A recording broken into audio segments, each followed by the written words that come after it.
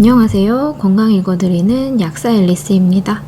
건강검진할 때 공복혈당, 공복인슐린, 당화혈 수치는 꼭 포함되는 항목입니다. 당뇨를 선별해내기 위함인데요. 국내 당뇨와 전당뇨 환자는 2천만 명에 달합니다. 당뇨 유병 인구는 꾸준히 증가되고 있어 유행병이라는 말이 있을 정도입니다. 왜 이렇게 증가되고 있을까요? 잘 아시는 것처럼 식습관이 원인이 됩니다. 현재 당뇨 치료로는 혈당을 낮추는데 초점을 맞추고 있습니다. 대부분의 먹는 당뇨약과 인슐린 주사가 혈당을 내리는 작용을 합니다.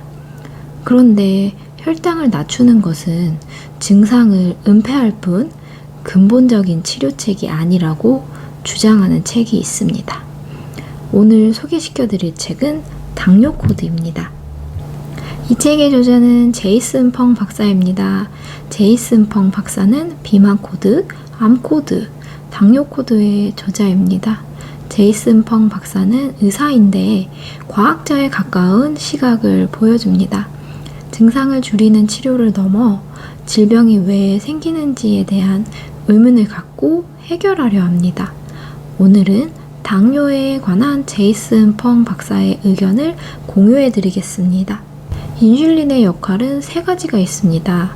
첫째, 포도당이 체내에 들어오는 통로를 열어 포도당을 세포 내로 흡수해 에너지를 생산하게 하는 일입니다. 둘째, 간에게 영양소가 가고 있는 신호를 알리며 에너지를 저장하라는 신호를 보냅니다. 인슐린은 포도당을 흡수시키고 에너지를 글리코겐 지방 형태로 저장시킵니다. 셋째, 중성지방이 VLDL의 형태로 혈관을 이동한 뒤 지방세포에 저장될 때 중성지방을 빼내는 과정에 인슐린이 필요합니다. 이 때문에 인슐린은 지방세포에 지방을 저장하는 작용을 한다고 말합니다.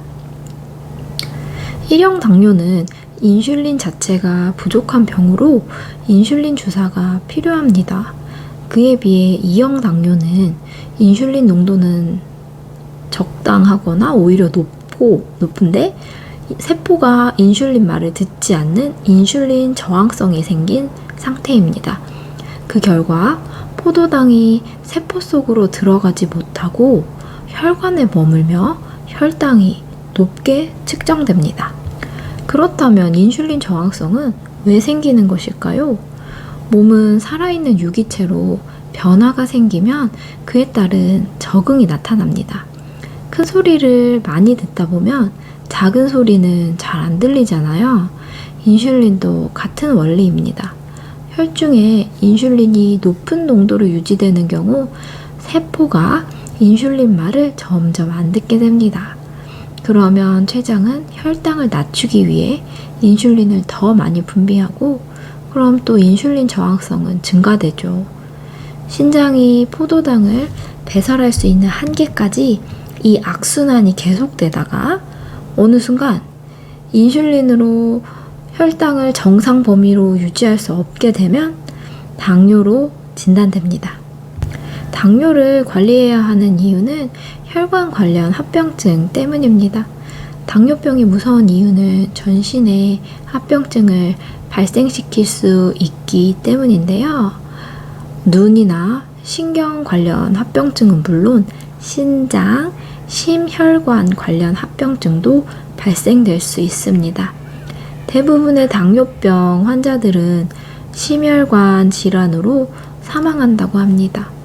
고혈당은 간에서 지방으로 변환되고 혈중 중성지방이 높은 상태에서 혈관으로 인해 혈관에 염증과 손상이 발생되기 때문입니다. 그렇다면 혈당을 관리하는 것이 당뇨를 관리하는 것일까요? 현재 경구 당뇨약, 인슐린 주사는 혈당을 낮추기 위해 사용되는 약입니다. 당뇨약은 한 번 먹으면 평생 먹는다는 이야기 들어보셨나요? 그런데 당뇨약은 당뇨의 원인을 해결하는 것이 아니고 혈당을 낮추는 작용만 합니다.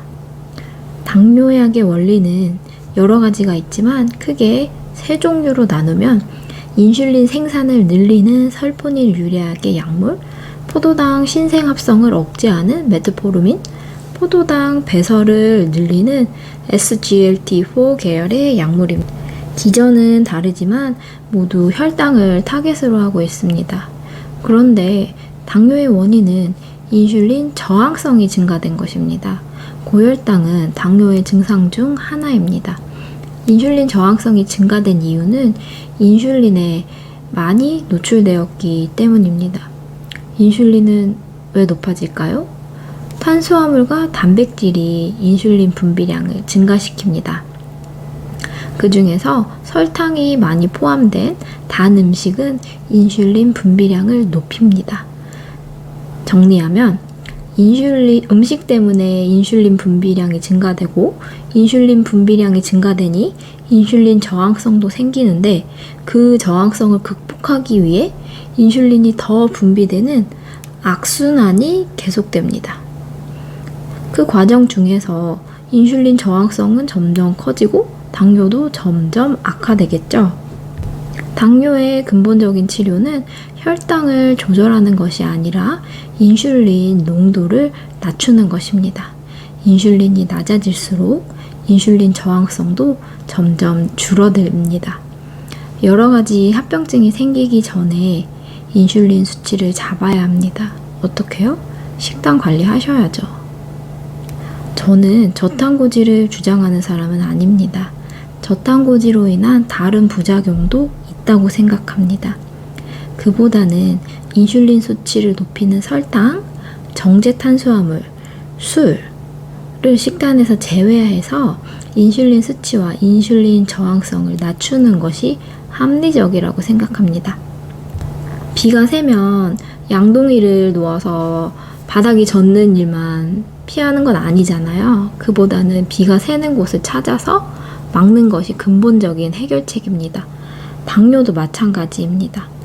당뇨의 증상인 고혈당에 집중할 것이 아니라 당뇨의 원인인 인슐린 저항성을 낮춰야 합니다. 당뇨 코드의 저자인 제이슨 펑 박사는 당뇨약이 효과 없다고 말합니다. 효과가 있으면 벌써 고쳤지, 이렇게 유행병이 되지 않았을 것이라고 하면서요. 특히 인슐린 분비량을 늘리는 설포닌 유래약의 약물이나 인슐린 주사는 당뇨를 악화시킨다고 극단적으로 말합니다. 급하면 약도 써야 합니다. 그런데 약은 시간 끌기 용도입니다. 증상이 심할 때 더 나빠지지 않도록 시간을 벌어주고 그 사이에 환자는 병의 원인을 찾아서 해결해야 합니다. 당뇨 있으신 분들은 식단 관리 꼭 병행하셔야 합니다. 들어주셔서 감사합니다.